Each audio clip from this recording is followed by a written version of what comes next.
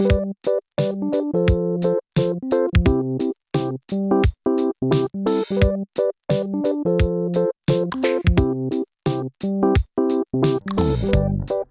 bonjour à toutes et à tous, c'est Babtou.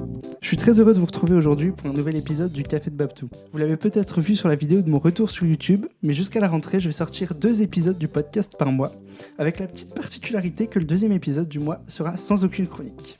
Aujourd'hui, j'ai prévu un épisode autour du thème « Parlons peu, parlons droit ». Je me suis fait kiffer.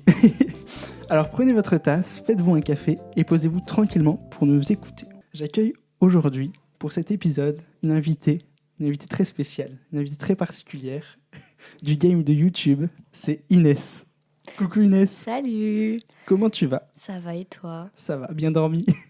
Ouais, non. Là on enregistre, il est 9h. Est-ce que tu peux te présenter en quelques mots ? Du coup, moi c'est Inès, je vais bientôt avoir 19 ans et du coup je suis en droit et c'est un truc que je voulais faire depuis longtemps. Et à côté de ça, ma passion c'est tout ce qui est montage, vidéo, photo. Et je fais ça depuis que je suis toute petite, donc voilà. Alors comme je l'ai dit juste avant, parlons peu, parlons droit. Comme vous l'avez compris, Inès est en études de droit du coup. Je vous ai demandé un petit peu sur Instagram si vous aviez des questions autour du droit. Il y en a eu quelques-unes auxquelles on va répondre au fil du podcast. Et j'en ai aussi rajouté d'autres, évidemment, parce que je travaille un petit peu. Pour commencer, comment définirais-tu le droit ? Voilà, parce qu'en plus on a eu des définitions dans le cours. Je vais Obligé dire de de la donner merde, une c'est les profs, définition ils vont me tacler au moindre truc. Le droit, c'est un ensemble de règles qui vont régir la société. Mais ça peut aussi être des trucs positifs. Genre, t'as des récompenses, mais t'as aussi des sanctions si tu fais mal les choses. Donc voilà. Et en plus simple, sans réciter ton cours. Avant d'arriver en droit, qu'est-ce que c'était pour toi ? Le fait de défendre des gens. Voilà. Ok. Et qu'est-ce que tu pensais que ça allait t'apporter le droit ? Moi, mon projet dans le droit, c'est vraiment d'aider les victimes et de les défendre et de faire un truc à mon échelle. Donc, c'est vraiment pour ça que j'ai été en droit, en fait. Ok, trop bien. Et comment se passent tes études de droit actuellement ? Très bien. J'ai validé mon premier semestre. Yeah, bravo. J'ai même été 22e tout de même, à noter. Sur combien ? Sur 248, je crois. Trop forte, Qui est une pas mal. star. Et après, du coup, là, le 2e semestre, en vrai, ça s'est bien passé. Et du coup, j'attends les résultats et on verra. T'es plutôt confiante ? Ouais. Ouais, carrément. Ouais, ça devrait aller. Tu pars même au Maroc pendant les rattrapages. Au Maroc pendant les rattrapages. Et si je veux rattrapage, c'est grave la D, mais ça ira. Bon, tu feras tes rattrapages du Maroc. Ouais. Comment ça se déroule une licence de droit ? C'est en 3 ans. Et après, pour la L2 et la L3, je sais pas, vu que j'y suis pas encore. Mais il me semble que plus tu avances dans les années, plus tu peux choisir comme des options, enfin, te spécialiser, mais pas encore parce que tu te spécialises vraiment au master. Mais il me semble que, par exemple, dès la L2 ou la L3, tu peux choisir, par exemple, un droit pénal et un autre truc, je crois. Ok, et la L1 ? La L1, c'est un truc très général, genre, on a un peu toutes les matières pour découvrir et des trucs comme ça. Par exemple ? On a eu droit constitutionnel, droit de la famille, droit civil, histoire du droit, même sciences politiques, art et droit, enfin, il y a un peu de tout, donc c'est cool. Et qu'est-ce que t'as préféré ?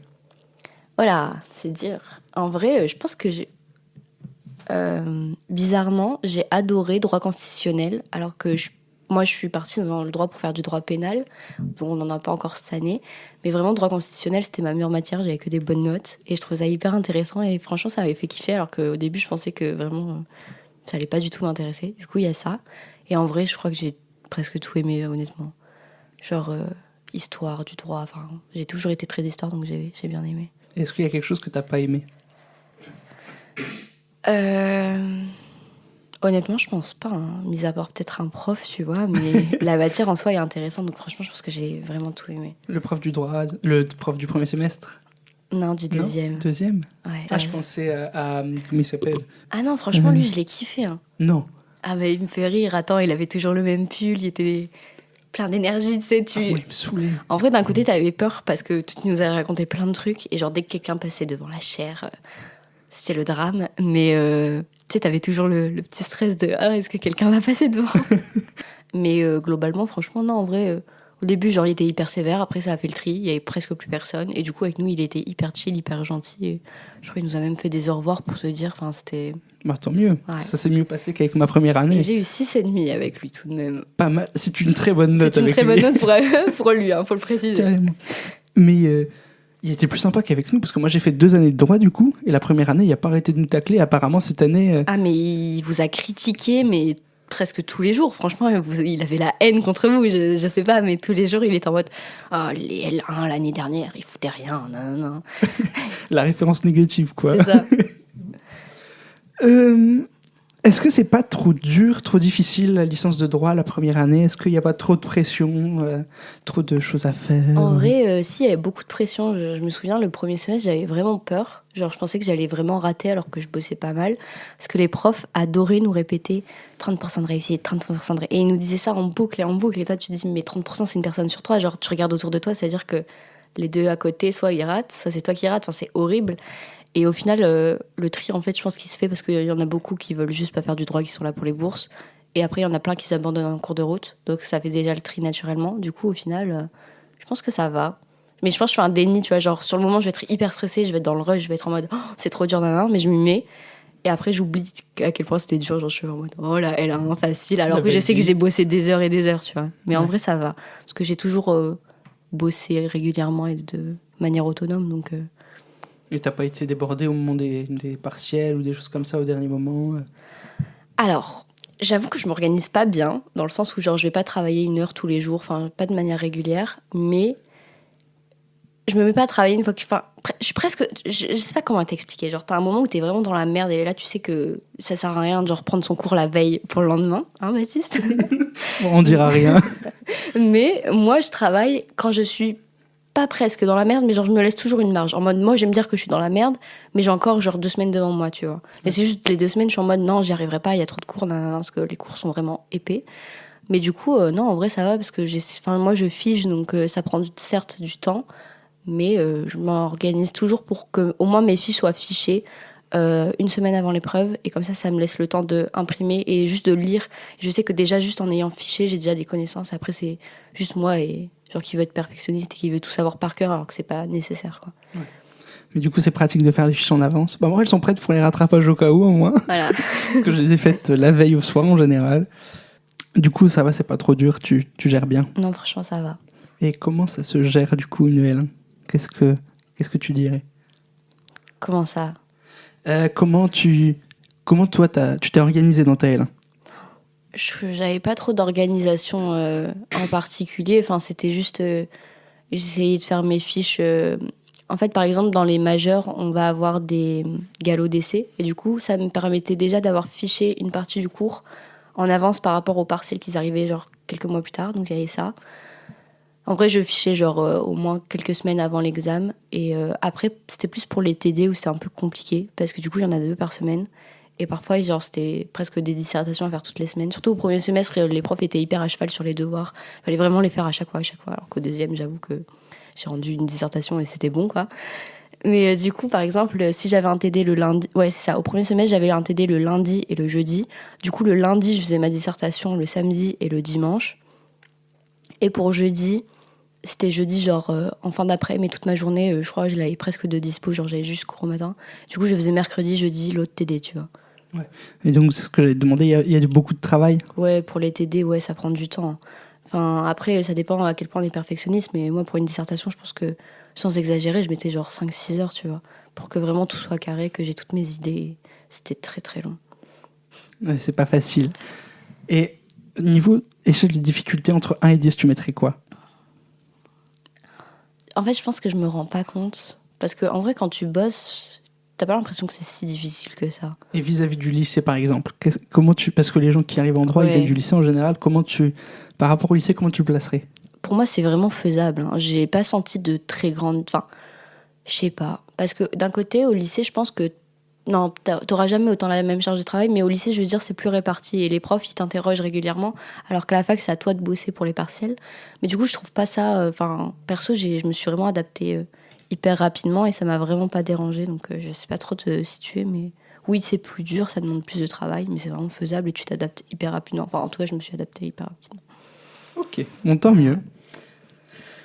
Est-ce qu'il y a beaucoup de débouchés après des études de droit? Ouais, après, moi, comme j'avais déjà mon projet pro en tête depuis des années, genre, j'ai pas trop regardé, mais je sais que globalement, enfin, donc dans le droit, t'as énormément de métiers, t'as tout ce qui est dans la magistrature, avocat, t'as plein de différents.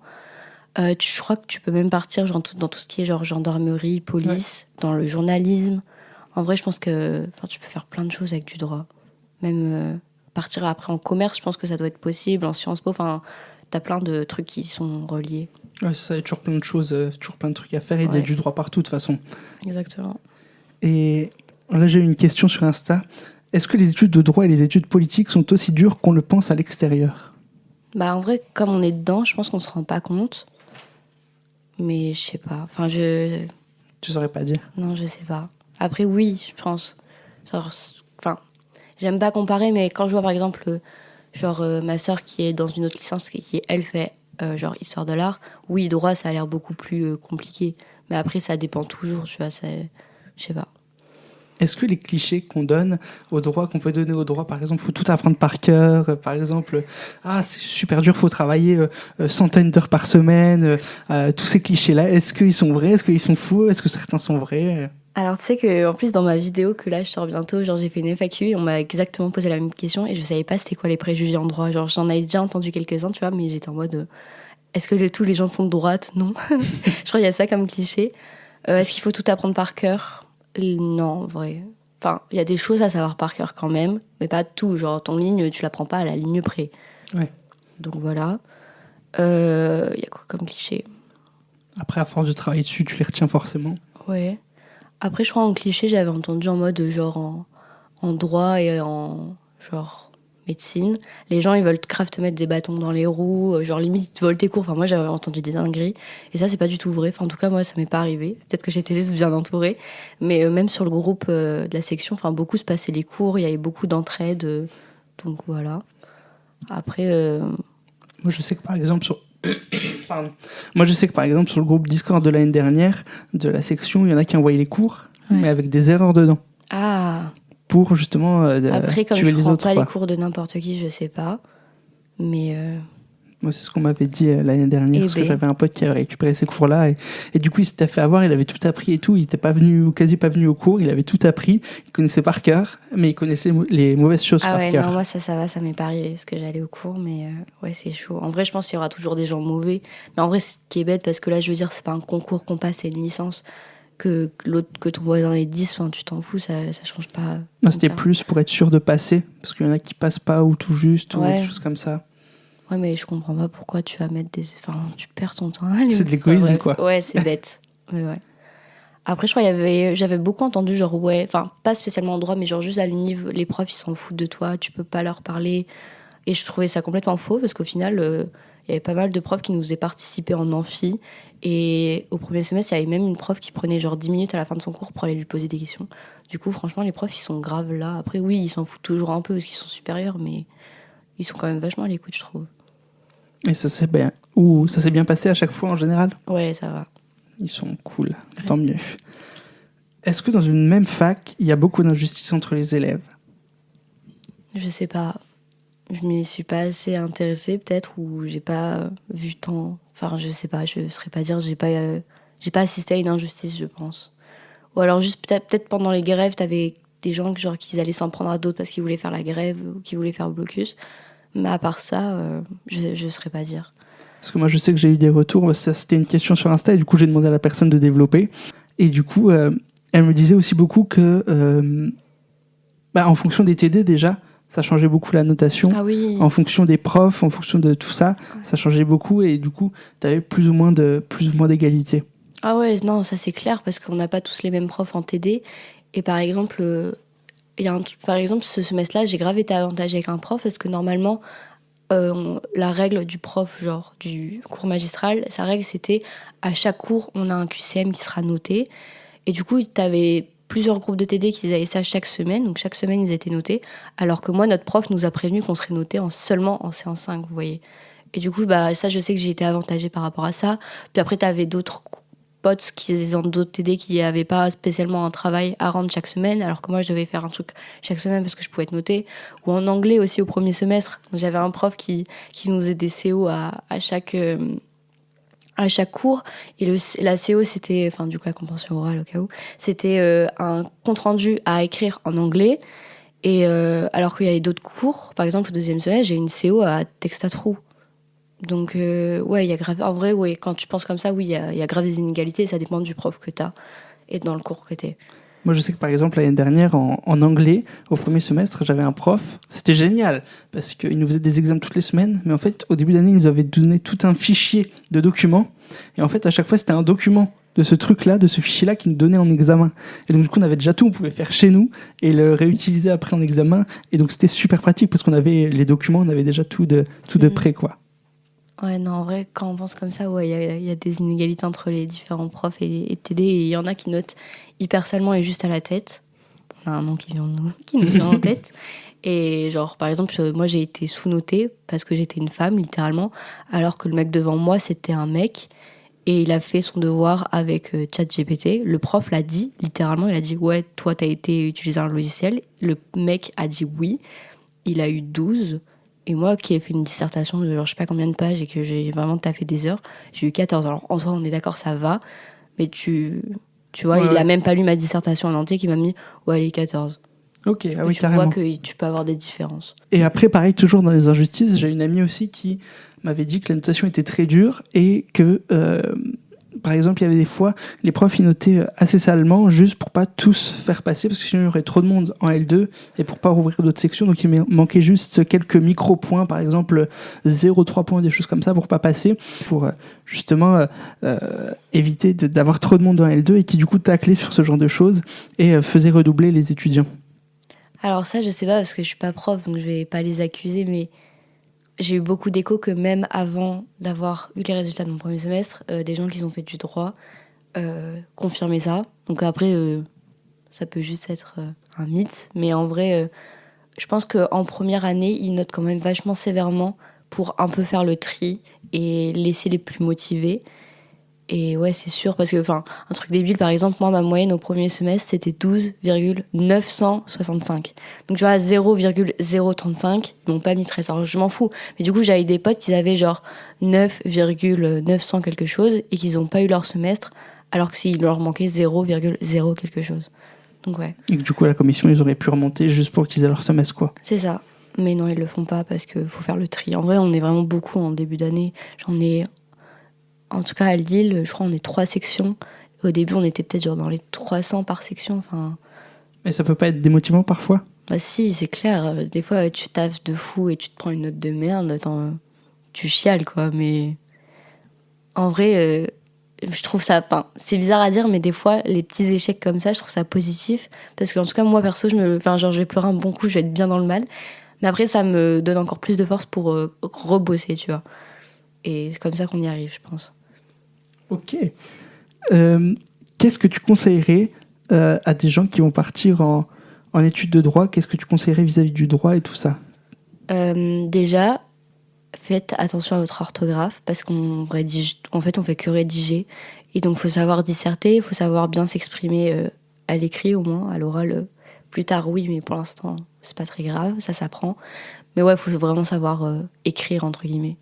Je pense que c'est le plus important parce que même si... Enfin non, si tu racontes de la merde, tu racontes de la merde. Mais genre, si tu racontes de la merde avec une belle forme, t'auras peut-être un peu plus de points que quelqu'un qui fait une phrase genre hyper courte et hyper bateau, je pense.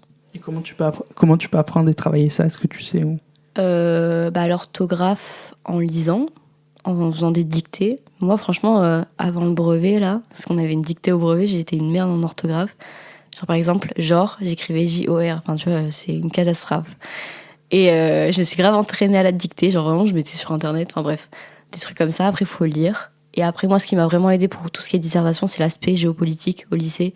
Et même philo, parce que ça t'apprenait à faire des dissertations en 2 heures. Et ça m'a grave aidé. Donc voilà.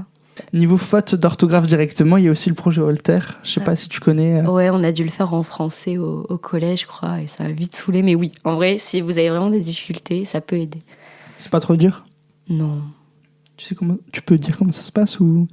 Le projet Voltaire, Alors de test, parce que ça fait vraiment des années, je crois que j'étais en 5e, mais il me semble que c'est plein d'exercices, genre avec des phrases, faut repérer la faute. Parfois, je crois qu'il faut même corriger, faut choisir le bon mot, genre des trucs comme ça. Du coup, tu t'entraînes.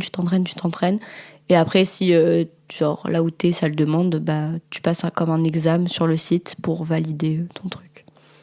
Ok. Voilà. C'est vraiment spécial. Moi, je me suis inscrit cette année là au 2e semestre.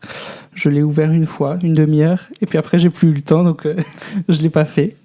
Et du coup, maintenant, on va passer aux questions un peu pratico-pratiques sur le droit en général, et on va tenter d'y répondre avec Inès.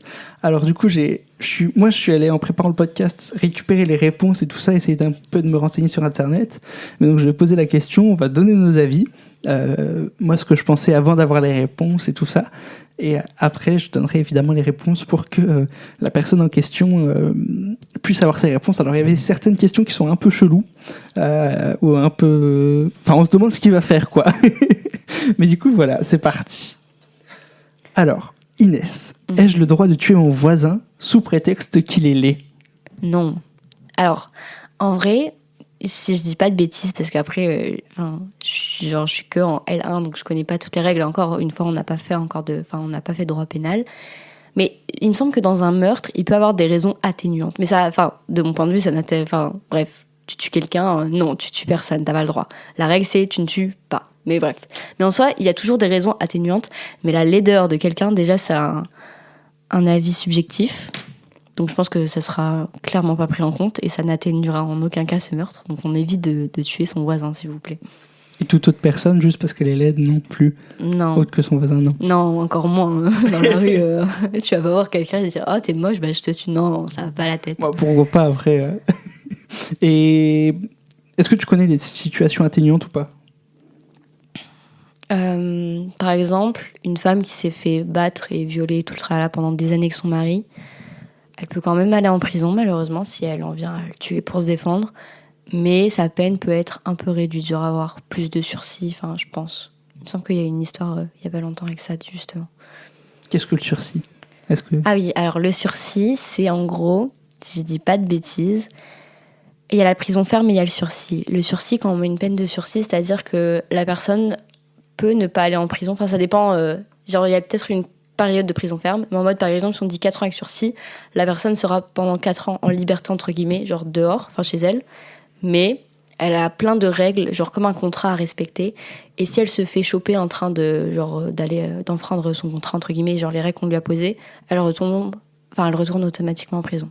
Pendant cette durée de 4 ans, par exemple, là, comme tu l'as donné, du coup. Je crois, ouais.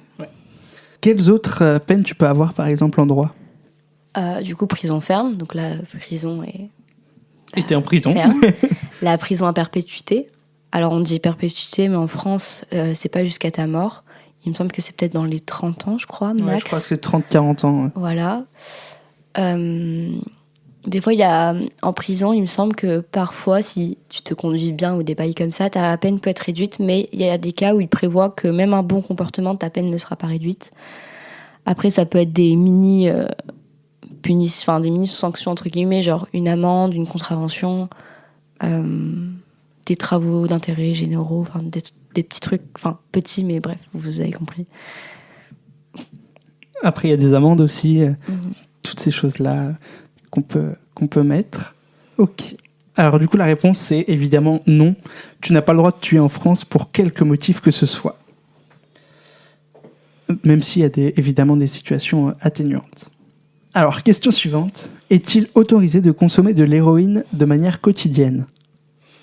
C'est une drogue dure, donc je pense que c'est littéralement... même les drogues douces, entre guillemets, ça dépend, mais non, tu peux pas. Non, t'es sûr ?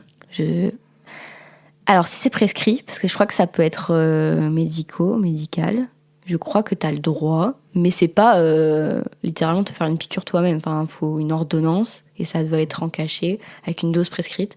Mais sinon, non, c'est illégal pour moi. Sûr ? Ouais, tu me feras pas douter. Alors, l'héroïne, ça peut pas être prescrit en France. Voilà. Il me semble que c'est le cannabis ou quelque chose comme ça qui peut être médicalement prescrit depuis pas très longtemps.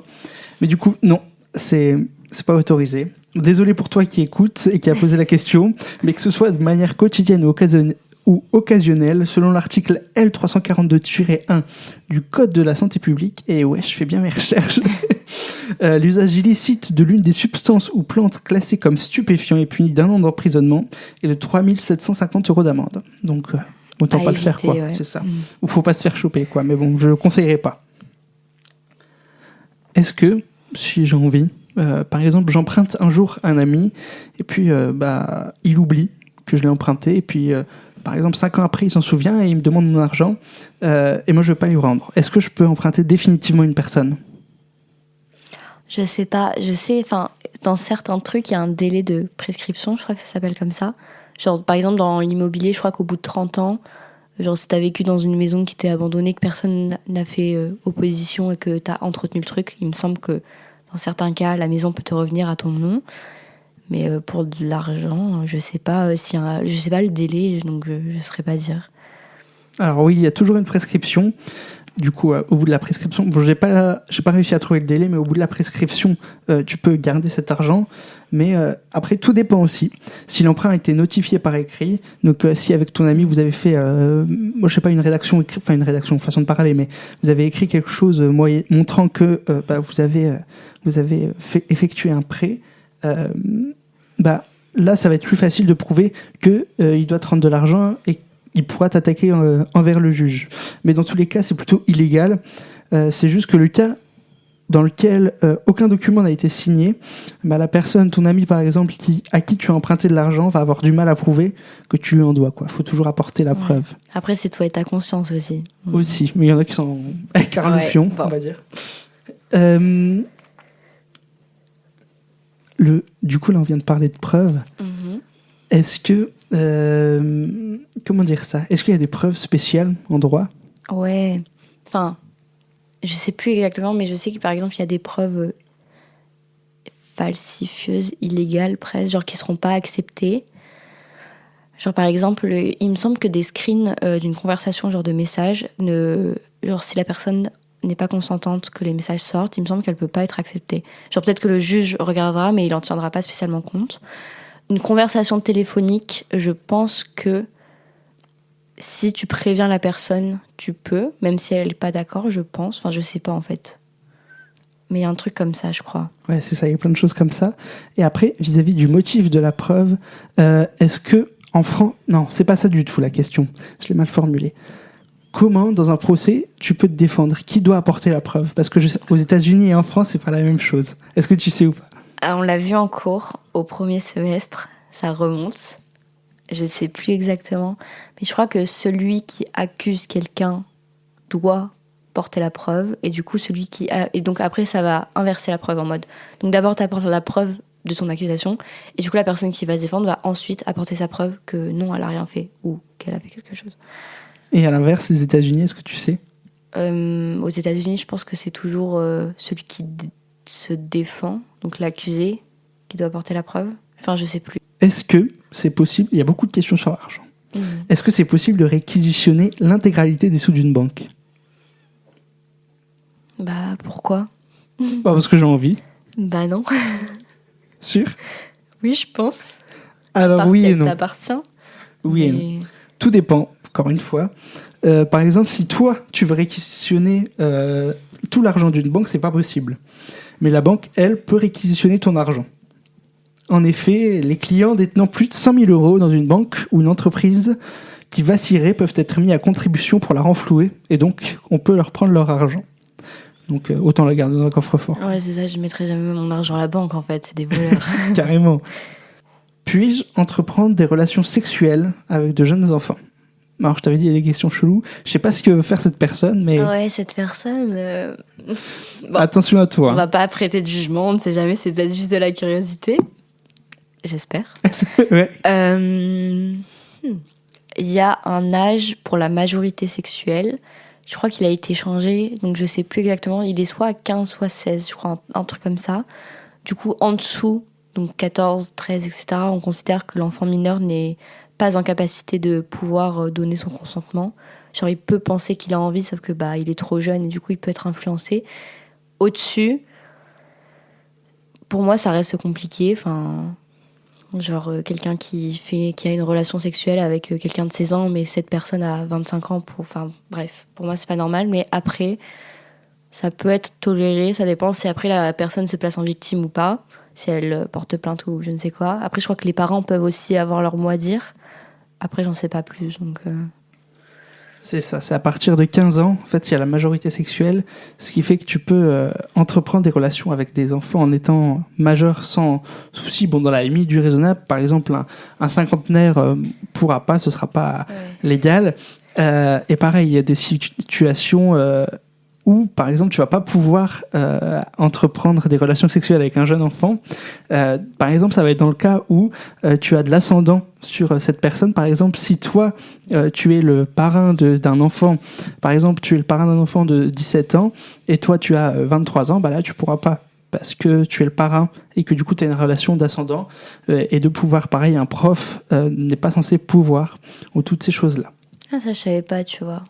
Enfin, ça me paraît logique dans ma tête, mais par exemple, le parrain, comme il n'y a pas de lien de sang, j'aurais dit. Enfin, il n'y en a pas toujours, j'aurais dit ok. Enfin, non, pas ok, mais tu vois, genre. Mais en fait, avec le prof, oui, c'est évident que. Bah ouais, parce qu'il y a un lien dessus. Pareil, Oui. les animateurs, là, ils n'ont pas le droit. Et toujours pareil, évidemment, les liens incestueux ne sont pas légaux. Oui, donc, par exemple, si tu as 17 ans et que tu veux faire...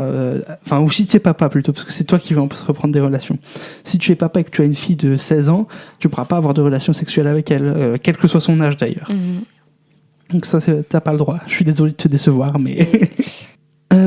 si je veux entreprendre un procès contre quelqu'un, comment je fais ? Là, c'est des questions... On revient sur les questions plus normales. Bonne question. Alors, parce qu'en plus, j'ai eu un procès, mais comme j'étais jeune, je me souviens plus trop des étapes. Mais déjà, il me semble qu'il faut, dans un premier temps, aller porter plainte. Donc, on va faire une déposition au commissariat. Il y a un procès verbal qui va se dresser. Donc, c'est la retranscription de tes propos avec le policier en face, qui sera ajouté donc dans ton truc, dans ton procès. Après, moi, je me souviens que j'avais été aussi auditionnée par une juge d'instruction. Donc, c'est un peu la juge qui fait l'enquête en parallèle de la police. Et du coup, bref, elle me redemande ma version. En vrai, tu t'expliques beaucoup ta version, je pense. Et après, si ta plainte est comme acceptée, et ben, je pense que tu vas au procès, quoi. Après, les délais sont longs, mais voilà, en gros, grossièrement. Et il y a différents types de procès de tribunaux ? Ouais. Il y a par exemple le tribunal correctionnel. Donc ça, c'est pour des infractions. Mais après, pour tout ce qui est genre meurtre, viol, etc., c'est les assises. Après, il y a le tribunal de la famille, tribunal de commerce, un peu toutes les déclinaisons de droit, quoi. Et c'est toujours un juge qui va nous juger ? Je crois. Alors du coup, non. Dans les assises, par exemple, tu as... Ah oui, les jurés. Exactement, oui, tu as les jurés, tu as quelques personnes dans le tirées au sort en France qui vont être juges et qui vont être jurés plutôt et qui vont du coup juger cette affaire et donner leur avis par rapport à tout ça. Ouais, ok, mais c'est parce que pour moi ça fait partie du juge et t'as quand même un juge. Enfin, c'est pas juste les personnes, t'as aussi un juge. Donc dans tous les cas, je pense qu'il y a un juge. Ouais, il fait partie de tout ça. Et donc c'est une vingtaine de personnes. Il me semble comme ça. Et du coup, ils arrivent et au fur et à mesure, ils peuvent être refusés, entre guillemets, par les avocats. Ils ont le droit à un certain nombre de refus. Et donc, du coup, en fonction de, par exemple, si c'est une femme qui a porté plainte contre un homme parce qu'il l'a violée, et ben, par exemple, l'avocat de la femme peut refuser, par exemple, plusieurs hommes. Comme ça, il pourrait avoir plus de femmes pour pouvoir juger en sa faveur, quoi. Et après... par rapport à la procédure, on peut avoir un avocat, mais c'est pas obligé, il me semble. Tu peux te défendre toi-même, même si c'est quand même recommandé d'avoir un professionnel. Mais tu peux décider de ne pas en avoir. Et si j'ai pas les sous et que je veux en avoir un ? Y a les avocats commis d'office. Après, je pense qu'on paye toujours un tout petit peu, mais le coût sera moindre, mais c'est prévu.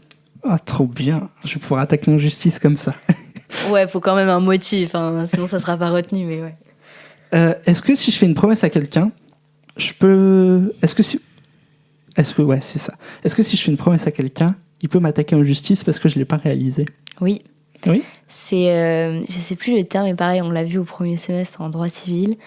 C'est l'obligation naturel, un truc comme ça. Où on avait l'exemple, par exemple, c'était une affaire où, je sais plus, je crois, un homme avait promis à un autre. Ils n'étaient pas liés par le sang, mais il y avait quand même un lien, tu vois. Genre, ils se considéraient comme frères, mais ils n'étaient pas vraiment frères par sang. Et leur père était décédé et le frère avait promis à l'autre de genre je crois lui verser une partie et au final il a dit bah non genre t'as aucun lien de sang avec notre père entre guillemets donc je te passerai pas et il a été obligé parce que c'était la volonté du grand-père et qu'il avait promis à la base donc ouais après ça dépend pourquoi genre si je te promets que je te passe une cigarette et qu'au final je te la donne pas bon tu vas pas m'attaquer en justice mais ouais il y a des trucs où ça se transforme en obligation civile. Ok. Et t'as plusieurs sortes de... Attends, comment je vais formuler ça Est-ce que si je suis pas d'accord d'une décision de justice, je peux faire quelque chose pour que je sois de nouveau jugé? Ouais, alors tu peux faire appel, donc tu passeras devant une cour d'appel. La cour d'appel rendra du coup sa décision. Et si t'es toujours pas d'accord avec cette décision, tu peux aller en cour de cassation. Mais ça c'est seulement pour genre t'estimes que le droit a mal été appliqué.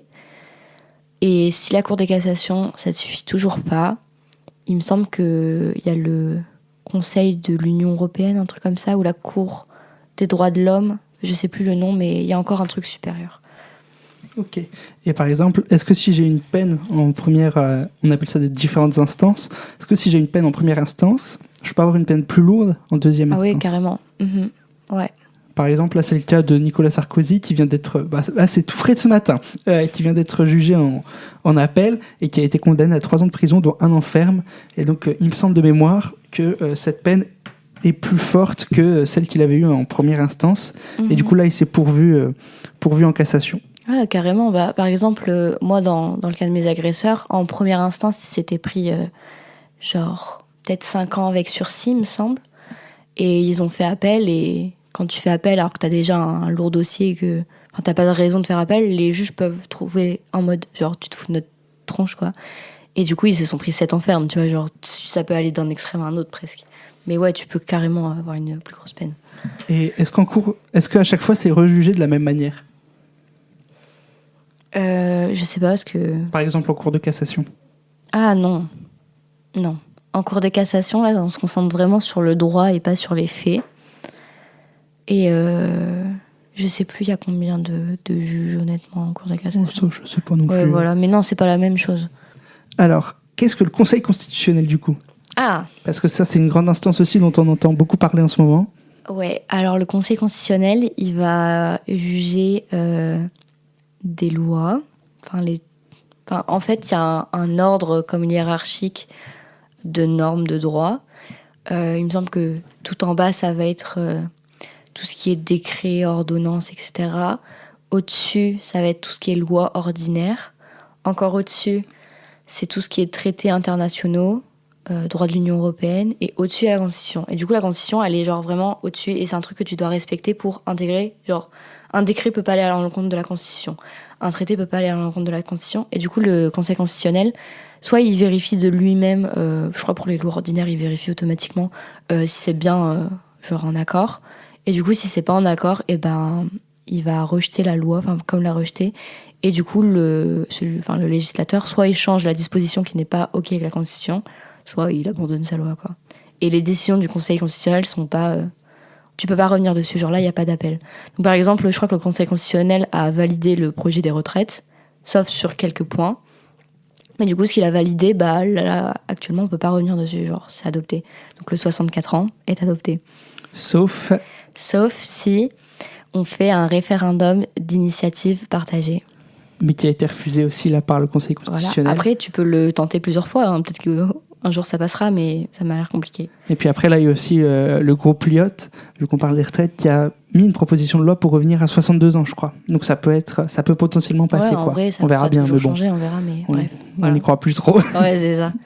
Mais après, je crois qu'en plus, le 64 ans, là, on dérive, mais c'est pas ça le plus important. Genre, c'est juste un âge, mais dis-toi qu'on va travailler plus que 64 ans. Parce qu'on C'est commence ça. nos études plus tard. Et je crois que c'est l'âge de travail qui a été décalé. Surtout, genre, je crois que c'est peut-être 40 ans que tu dois travailler. 43 ans. 43 ans. Et c'est ce chiffre, genre, tout le monde 173 tout le monde se trimestres. concentre sur 64 ans, mais au final, c'est pas ça le plus important. Parce qu'on va travailler après 64 ans. C'est ça, par exemple, si tu commences à bosser à 25 ans, eh ben, tu vas finir à 68 ans. Bah, ça va être nous. C'est ça. Donc, Et voilà. puis surtout, si tu commences à bosser avant 20 ans, bah, il faut des particularités. C'est-à-dire que tu dois faire 5 trimestres avant 20 ans pour que ce soit validé. Moi, je suis à 3. Je vais suis à 0. je vais avoir 20 ans cet été et bah, du coup, ça comptera pas, quoi. J'ai le seum. Super. Donc, il me reste 173 trimestres. J'ai les comptes en vrai. On a cette réforme. Tout à l'heure, tu as parlé de droit civil. Ouais. Quelle est la différence entre le droit civil et le droit administratif ? Le droit civil, ça s'applique à des gens lambda comme nous. Le droit administratif, ça s'applique aux institutions, aux ministres, aux présidents. Non, aussi, un peu. Enfin, non, en fait, il y a aussi le droit constitutionnel qui va en régir leur pouvoir, mais enfin voilà, c'est le droit administratif, quoi. Pour tout ce qui est administration. Ok. Et est-ce qu'il y a différents tribunaux pour juger le civil et l'administratif ? Oui, oui. Je sais plus. Oui, il y a le juge administratif. Et est-ce que, par exemple, si moi je suis pas d'accord pendant un jugement sur une loi ou quelque chose, est-ce que je peux dire au juge administratif, je suis pas d'accord avec ça, est-ce que tu peux pas faire quelque chose Si, oui. Il y a la question prioritaire de constitutionnalité, je sais pas si c'est ça que tu évoques, mais si on remet en question une loi, genre en mode on pense qu'elle n'est pas constitutionnelle, on peut demander au juge administratif ou à un juge lambda de retransmettre cette question au Conseil constitutionnel qui tranchera. Mais après, par exemple, sur des questions administratives, il me semble qu'on peut attaquer le juge administratif, nous, en tant que citoyens, enfin, en tant que Français, genre, si on n'est pas d'accord. Ok. Et on va rentrer dans des questions plus, comment dire, politiques. Qu'est-ce que tu penses de la Constitution actuelle ? Bah, Parce qu'il y en a qui en appellent à la changer, par exemple. En vrai, moi qui ai lu la Constitution en entier, pour le coup, Il n'y en a pas beaucoup. Ouais, et je vois pas le problème. Enfin, oui, il y a toujours des problèmes en mode, on peut... Enfin, à la base, en France, c'est un régime semi-parlementaire. Et là, on tend plus vers un truc semi-présidentiel, on est d'accord. Mais quand tu lis la Constitution telle qu'elle est écrite, tu vois pas le problème, quoi. C'est plus dans la pratique des choses que... Là, on peut se poser question. Du coup, il ne faudrait pas modifier quelques aspects pour que ça revienne au semi-parlementaire ? Si, en vrai, mais après, je suis pas constitutionnaliste, donc je pourrais pas dire ce qu'il faut modifier exactement, mais après, moi, je suis ouverte. Hein. De toute façon, la Constitution, depuis 1958, a été révisée 14 à 15 fois, je crois. Donc oui, il y aura toujours des choses à modifier. En plus, là, elle n'a pas été modifiée depuis 2008, donc bien sûr, peut-être qu'il y aura des révisions, mais passer à une 6e République, je suis pas sûre, quoi, par exemple. Est-ce qu'il y a des combats des combats que tu mènes dans ta vie, dans la vie de tous les jours, sur les réseaux sociaux et tout ça, vis-à-vis de lois, vis-à-vis de choses qui passent ou pas ? Du coup, tout ce qui est genre... déjà pour l'écologie.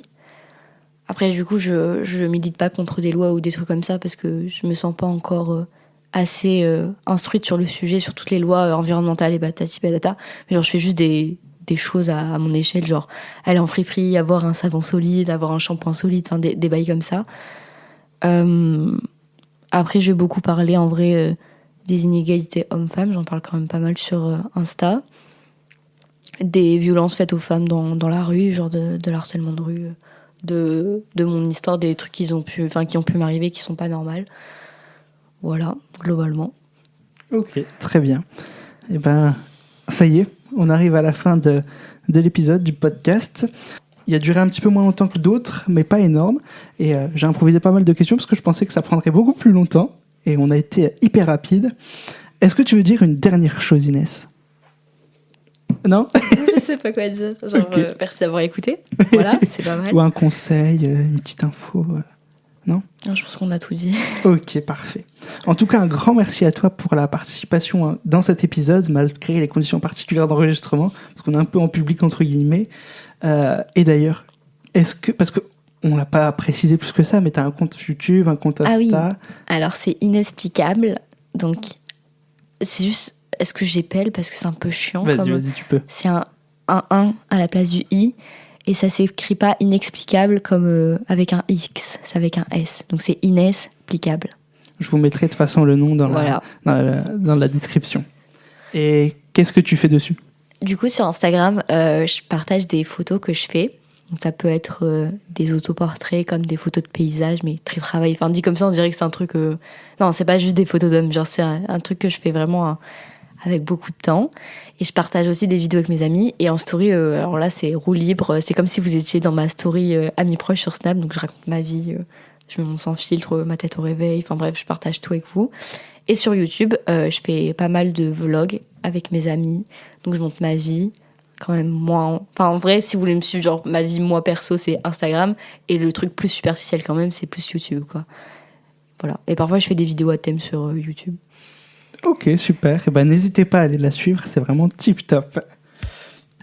Merci aussi à l'association Symbiose Productions pour la production du podcast. C'est une association de production visant à promouvoir la création audiovisuelle de créateurs, et notamment de petits créateurs. Elle produit par exemple un spectacle de l'autre côté du tableau. Elle produit aussi évidemment ce podcast et est en chemin pour produire d'autres projets. Vous pouvez la suivre sur Instagram sous le pseudo de symbiose.production. C'était Babtou, dans le café de Babtou. Vous pouvez me retrouver sur mes Insta et TikTok sous le pseudo de Babtou ton préf. Et comme je suis un peu relou, sur YouTube sous le pseudo de Babtou. Moi je vous dis à dans 2 semaines. Merci beaucoup d'avoir écouté ce podcast. Merci à toi Inès.